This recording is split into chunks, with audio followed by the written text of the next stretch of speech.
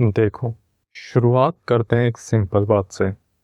Indian evidence act 1872 एक ऐसा कानून था जो ब्रिटिश टाइम पे बना था, जब ना कंप्यूटर थे, ना मोबाइल और ना ही डिजिटल रिकॉर्ड्स। उस जमाने में सब कुछ गवाहों और कागजों के जरिए होता था। लेकिन आज इंडिया को देखो, सब कुछ डिजिटल हो गया है। मैसेज, ईमेल, सीसीटीवी, व्हाट्सएप, ये सभी एक तरह का नए एविडेंस बन चुके हैं। तो जरूरत थी एक ऐसे लॉ की जो मॉडर्न टाइम के प्रूफ को समझे।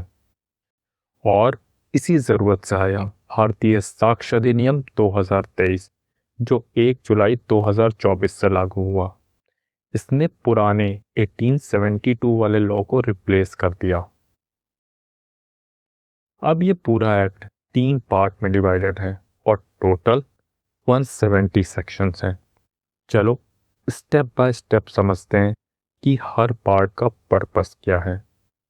Part 1, relevancy of fact, section 1 से लेके 58 तक। इमेजिन करो, एक केस कोर्ट में आया, जज के सामने हजार बातें बोली जा रही हैं। अब सवाल उठता है, इन सब में से कौन सी बात कोर्ट के लिए सच में इंपॉर्टेंट है। यही बात बताता है पार्ट 1 कि कौन से फैक्ट रेलेवेंट हैं और कौन से नहीं। जैसे अगर मर्डर केस है तो वेपन का मिलना रेलेवेंट है, लेकिन एक्यूज्ड स्कूल में चीटिंग की थी वो इरेलेवेंट है, उससे मर्डर का कोई लेना देना नहीं।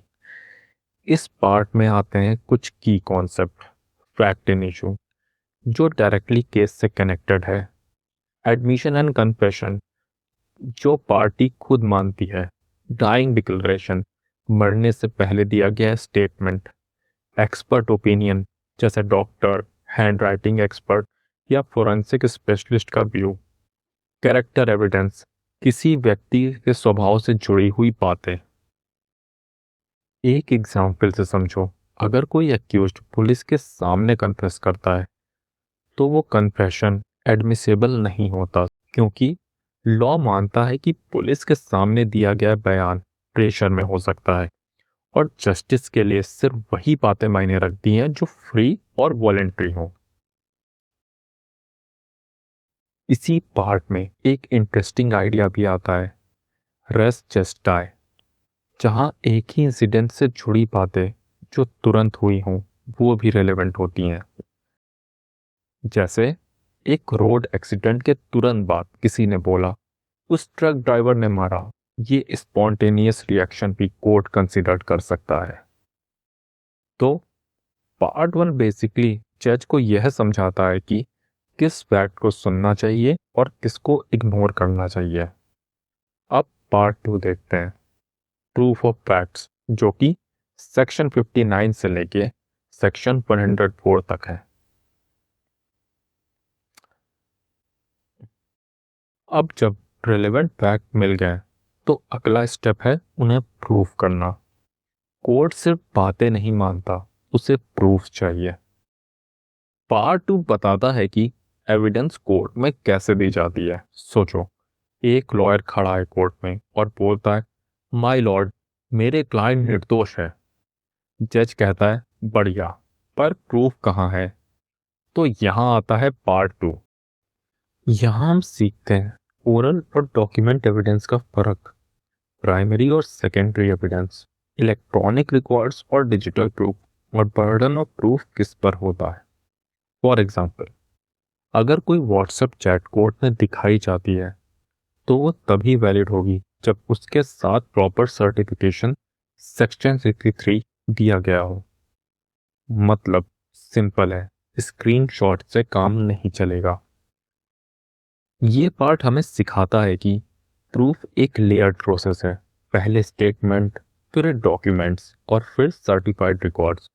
जितना सॉलिड प्रूफ उतनी स्ट्रॉन्ग बात। तो पार्ट 2 का मेन आइडिया है, फैक्ट को सिर्फ कहना नहीं है, साबित करना जरूरी है। अब पार्ट 3 देखते हैं, production and effect of evidence, जो कि सेक्शन 105 से लेके सेक्शन 170 तक है। अब जब सब प्रूफ रेडी हो गया तो अब बारी आती है उसको कोर्ट के सामने प्रेजेंट करने की।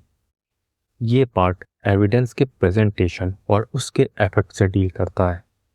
यहाँ हमें पता चलता है कौन विटनेस बन सकता है, किस ऑर्डर में विटनेस को पूछा जाता है, examine in chief, cross examination, re examination का क्या प्रोसेस है, लीडिंग क्वेश्चंस कब अलाउ होते हैं और जज के पावर्स क्या हैं।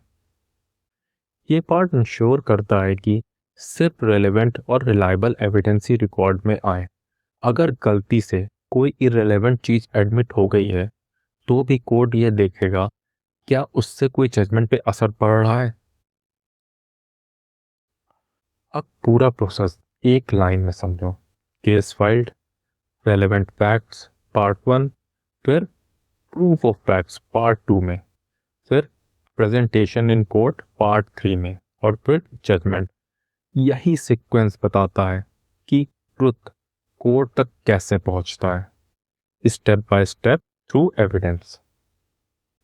एक्ट का स्ट्रक्चर 3 पार्ट में डिवाइडेड है, relevancy, proof, production. Flow simple और लॉजिक है। अगर स्ट्रक्चर समझ जाए तो एविडेंस एक्ट का बेस क्लियर हो जाता है। बहुत यूजफुल है PCSJ, APO, UPSC, law optional और एलएलबी एग्जाम्स के लिए।